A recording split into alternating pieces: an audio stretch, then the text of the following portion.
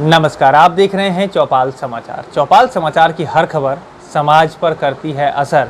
और आज मैं जिस खबर को दिखाने जा रहा हूं, इस खबर को जब आप पूरा देखेंगे बड़ा ही आश्चर्य होगा कि किस किस तरह से सामाजिक कार्यकर्ताओं को प्रताड़ित किया जा रहा है, किस किस तरह से उन्हें रोकने के लिए, उनका मुंह बंद करने के लिए जो उपाय लगाए जा रहे हैं, इसे आपको देखकर बड़ा आश्चर्य होगा।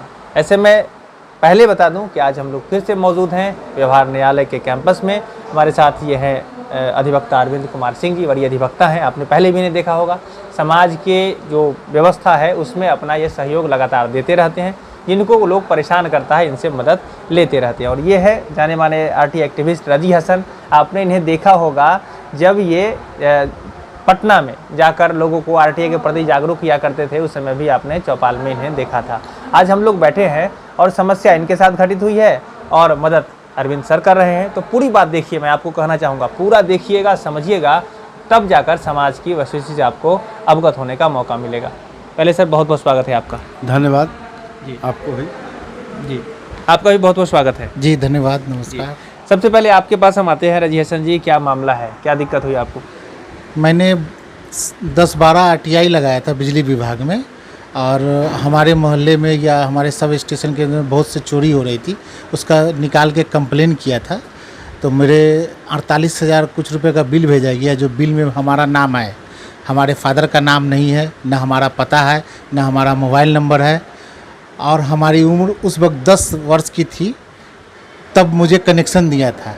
तो मैंने आरटीआई से भी मांगा, लेकिन उन्होंने ध्यान दिया नहीं है और मुझे मेरे चचा के बिल पर जोर दिया गया। तो इसका कंप्लेन मैंने किया है और व्यवहार न्यायालय में इंसाफ मांगने के लिए आए हैं कि इन्होंने मुझे 10 साल की उम्र में कैसे लाइन दिया, किस पते पर लाइन दे दिया, मेरे फादर का नाम चेंज कैसे हो गया, ये बिजली विभाग के द्वारा। क्योंकि बिजली विभाग में बहुत सा भ्रष्टाचार है जो उसको मैं उजागर कर रहा हूँ, जो उस मुख्य सूचना आयोग में लंबित है वाद सुनवाई के लिए। तो आपका मुंह बंद करने के लिए लगता है कि सारे प्रोपेगेंडा अपनाया गया है? जी, मुंह बंद करने के लिए, क्योंकि ये बिजली विभाग के कर्मचारी और अधिकारी मिलकर बहुत सा चोरी करवा रहे हैं। जिसका मैंने एक नमक का फैक्ट्री था उसका उजागर किया, उसमें बिजली का कनेक्शन है नहीं और नमक का फैक्ट्री चल रहा है, जो जांच करवाया था मैंने। जी, मैं समझ गया।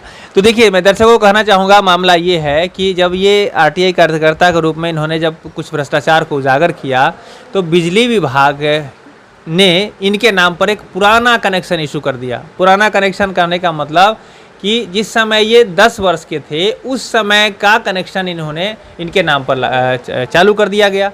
ऐसे उसका जो बिजली बिल है 48,000 के करीब उसका बता दिया गया, और नाम इनका है, पिता का नाम जो बता रहे हैं कि इनका नहीं है, लेकिन तब भी बगैर कोई जानकारी लिए हुए, बगैर उसको प्रमाणित किए हुए जो कि ये इनका है या नहीं है, इनके चाचा जी जो इनके परिवार के मुखिया हैं उनके नाम पर उस बिजली को बिल को जो पहले पुराना वाला था ऐड भी कर दिया गया है। मामला समझ सकते हैं कितना गंभीर है, क्योंकि अब 48,000 रुपये की देनदारी इनके परिवार के मुखिया जो इनके चाचा जी है उनके ऊपर बनेगी अगर ये इन्हें कोई किसी तरह से राहत नहीं मिलती है। तो इसी को लेकर इन्होंने अब न्यायालय में परिवाद दायर किया है। संबंधित अधिकारी पदाधिकारी से संपर्क किया था, लेकिन उस तरह से किसी तरह से इन्हें मदद नहीं मिली। क्या आपने अधिकारी से संपर्क किया इसके बारे में? जी, मेल के द्वारा सभी जगह मैंने कंप्लेन कर दिया है, लेकिन कोई रिस्पॉन्स नहीं है। तब मैं व्यवहार न्यायालय मुजफ्फरपुर में परिवाद दायर कर रहा हूँ कि इन सब पर FIR दर्ज करवाया जाए। जब मैंने कनेक्शन लिया तो मेरा कागज़ दिया जाए, बिना कागज के तो लाइन देते नहीं है। आपका तो पक्का है ना कि आपने कनेक्शन नहीं लिया है? मैंने नहीं लिया है। तो देखिए, यही बात है। अब हम इसके कानूनी पहलू को जानेंगे। हमारे साथ तो बता ही दिया, अरविंद कुमार सिंह जी है, वरीय अधिवक्ता है, समाज के सरोकार से बड़े ही ताल्लुक़ रखते हैं, तो इनसे हम आते हैं।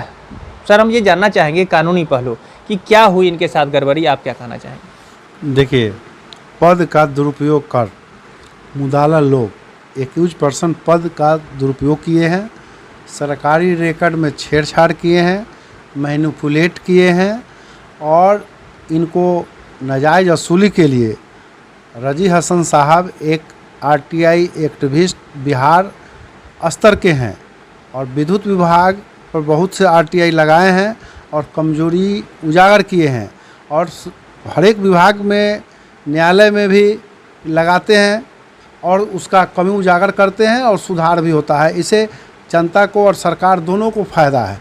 लेकिन विद्युत विभाग के पदाधिकारियों की नज़र पर ये चढ़ गए और विद्युत विभाग के कर्मचारी पदाधिकारी लोग जो इनके मैनिपुलेट कर क्या किए कि धोखाधड़ी कर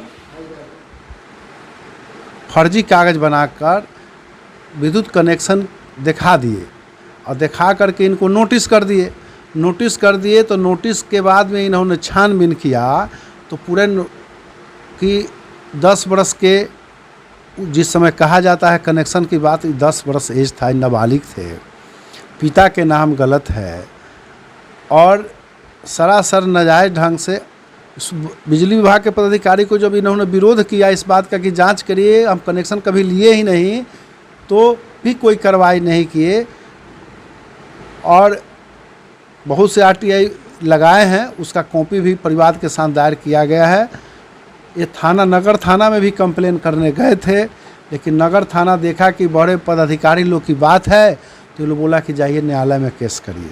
तो इन्होंने न्यायालय में परिवाद दायर किया है और परिवाद पत्र में जो एक्यूज पर्सन हैं शशि भूषण कन्ही अभियंता विद्युत आपूर्ति प्रशाखा चंदवाड़ा, विवेक कुमार सहायक विद्युत अभियंता विद्युत अवर प्रमंडल कल्याणी मुजफ्फरपुर, लोक सूचना सह विद्युत कार्यालय अभियंता तकनीकी विद्युत आपूर्ति अंचल मुजफ्फरपुर, प्रथम अपीलीय पदाधिकारी सह विद्युत अधीक्षण अभियंता विद्युत आपूर्ति अंचल मुजफ्फरपुर के खिलाफ परिवाद दायर किया है।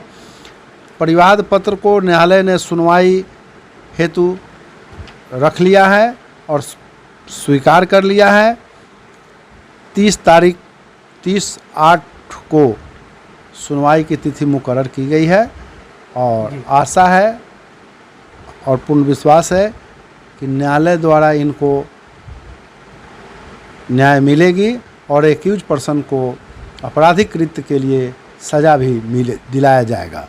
जी, ये जो परिवार दायर किया गया है इनमें किन किन धाराओं में ये बनता है, इनका जो ये है वो है 147, 148, 323, 384, 467, 420, 406, 409, 416, 417 /34 IPC के अंतर्गत इन लोग के खिलाफ परिवाद पत्र दायर किया गया है। अगर इन धाराओं में अगर सज़ा होती है तो कितने साल की सज़ा हो सकती है? कम से कम 7 ईयर है और ज़्यादा से ज़्यादा आजीवन कारावास तक की सज़ा है। और अगर न्यायालय चाहेगी, ऐसा प्रावधान है, तो इनको जो आर्थिक परेशानी झेलना पड़ा है उसके लिए भी इकोनॉमिकल दंड उन लोगों को न्यायालय दे सकती है।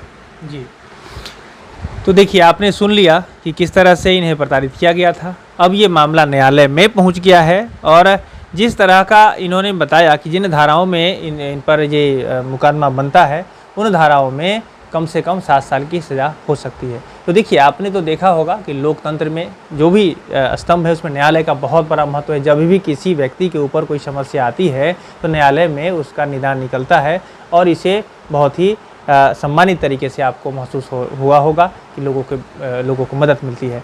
अब आपको ये देखना है कि इस मुकदमे में क्या होता है, इसलिए चौपाल समाचार से बने रहिए। लेकिन हम आपको कहना चाहेंगे कि यदि आप इसी तरह की समस्या को झेल रहे हैं जैसे कि रजी हसन जी ने झेला है और अरविंद सर जैसी मदद कर रहे हैं, तो ऐसे आप को भी मदद अरविंद सर कर सकते हैं। इसको लेकर इनका जो नंबर डिस्प्ले कर रहा है ना, इस नंबर पर आप संपर्क सीधे कर सकते हैं, बिजली विभाग का भी मामला हो और मामले को लेकर। एक बात और सर बताइए, ये जो समस्या आपने देखा है, इस तरह की और भी समस्या जो आपने चौपाल में पहले भी बताई थी, क्या लगता है कि बिजली विभाग के अधिकारी पूरे निरंकुश हो गए हैं, अपनी मनमर्जी अपना रहे हैं? क्या आपको क्या एक्सपीरियंस लगता है? देखिए, अभी भौतिकवादी युग हो गया। भौतिकवादी युग में लोग चाहता है कि ज़्यादा से ज़्यादा पैसा कमाए और ज़्यादा से ज़्यादा खर्च करे। ये सब भौतिकवादी युग का दुष्प्रभाव है। अब एक पदाधिकारी को महीना, इंजीनियर साहब हैं, इनको लगभग 1 लाख का लगभग महीना मिलेगा, उससे ज़्यादा ही मिलता होगा। तो पब्लिक को भैया दोहन करके कुछ पैसा ज़्यादा से ज़्यादा उगाही किया जाए और आलीशान महल बनाया जाए, इसके लिए एक्सटॉर्शन हो रहा है। तो सरकार कार्रवाई कर भी रही है। अभी आज मैंने यूट्यूब चैनल के माध्यम से आज तक पर देखा हूँ कि एक इंजीनियर हैं, एक्जीक्यूटिव इंजीनियर पटना के, उनके घर पर 3 करोड़ रुपया लगभग नगद मिला है, कटिहार में भी मिला है। ऐसे ही बंडल का बंडल 2500 का नोट रखा हुआ है। तो हम आपके चैनल के माध्यम से सभी पदाधिकारियों से विनम्र आग्रह करेंगे कि जितना वेतन मिलता है उसी से परिवार का भरण पोषण करिए। नाजायज़ पैसा कमाइएगा, नाजायज़ पैसा बाल बच्चा पर भी खर्च करिएगा तो सब पैसा कोई चीज़ ले करके हम लोग आए हैं, ना कोई चीज़ ले करके जाना है, सबको यहीं रह जाएगा। नाजायज़ करके रज़ी हसन जैसे विकलांग और गरीब निरीह जैसे बहुत लोग हैं, उनको प्रताड़ित मत करिए और अपना ड्यूटी करिए और सामाजिक सोच के साथ काम करिए। आदर्श नागरिक के भांति, आदर्श कर्मचारी के भांति काम किया जाए और तब हमारा देश भारत महान बन सकता है। और आशा है इससे आपके माध्यम से और लोग सुनेंगे, ऐसा गलती नहीं करेंगे। अगर कोई गलती अगर प्रभावित हो रहा है, कहीं मानवाधिकार प्रभावित हो रहा है, तो हमसे अगर जहाँ तक बनेगा मैं उसके लिए मदद करते आ रहा हूँ और करते रहूँगा। जी, तो देखिए यही आज की बातें। आपको भी मैंने जो जानकारी दी है, देखना है आगे की क्या कुछ होता है। ऐसे परिवाद दायर हुआ है और न्यायालय सर्वोपरि है, वहाँ पर सारी प्रक्रियाओं को पूर्ण कर जो भी निष्कर्ष निकलेगा चौपाल समाचार में हम फिर आपको दिखाने का प्रयास करेंगे। हम आपसे आशा रखेंगे इस तरह की कोई भी समस्या हो तो आप चुप ना बैठें, क्योंकि न्यायालय भी है और उसके साथ अरविंद सर भी आपकी मदद करेंगे मुजफ्फरपुर बिहार न्यायालय में। तो रज़ी हसन जी, आपके साथ तो परेशानी हुई है, लेकिन आपने अपनी बात रखी है। देखते हैं आगे क्या होता है। आपको भरोसा है कि आगे न्याय मिलेगा? जी, मुझे पूरा भरोसा है न्यायालय पर, क्योंकि न्यायालय जब सब जगह हार जाता है, थक जाता है, तो न्यायालय में ईमानदारी बाकी है और हमें उम्मीद है कि इंसाफ मिलेगा, इसलिए मैं आशा करता हूँ। जी, तो यही है बातें। तो बहुत बहुत धन्यवाद अपनी बात रखने के लिए चौपाल में। हम भी आशा रखते हैं आपको न्याय मिलेगा। धन्यवाद जी, धन्यवाद। आपका भी बहुत बहुत धन्यवाद सर। धन्यवाद आपको भी, और ऐसे ही आप लोग आगे प्रोग्रेस करते रहिए। चैनल जो है लोकतंत्र के चौथा स्तंभ है और आपका चैनल जितनी ईमानदारी से सामाजिक मुद्दे को उठाता है, सरकारी की कमियां को उजागर करता है और सरकार को आईना दिखाने का काम करता है, इसके लिए ढेर सारी शुभकामना, बधाई आपको भी। जी, बहुत बहुत धन्यवाद सर आपको भी, पूरी टीम की तरफ से। दर्शकों का भी बहुत बहुत धन्यवाद। मैं कहना चाहूँगा कि चौपाल समाचार से नहीं जुड़े हैं तो जुड़ जाइए। आपका भी जो सहयोग है ना प्रार्थनीय है, क्योंकि हम आपके लिए काम करते हैं और आप जब हमें कमेंट के माध्यम से कुछ सूचित करते हैं तो और कुछ बेहतर होता है। तो आप हमें ज़रूर संपर्क कर लें, जुड़ जाएं चैनल से। साथ ही साथ नंबर जो डिस्प्ले कर रहा है ना, नंबर है 6206610060। आप उस नंबर पर हमें सीधे अपनी समस्या को बता सकते हैं। हम सब मिलकर बेहतर समाज बना रहे हैं, उसी को लेकर आगे काम करते हैं, ये हमारी आशा है। आज के लिए बस इतना ही। मैं हूँ अभिषेक आनंद, चौपाल समाचार के लिए धन्यवाद।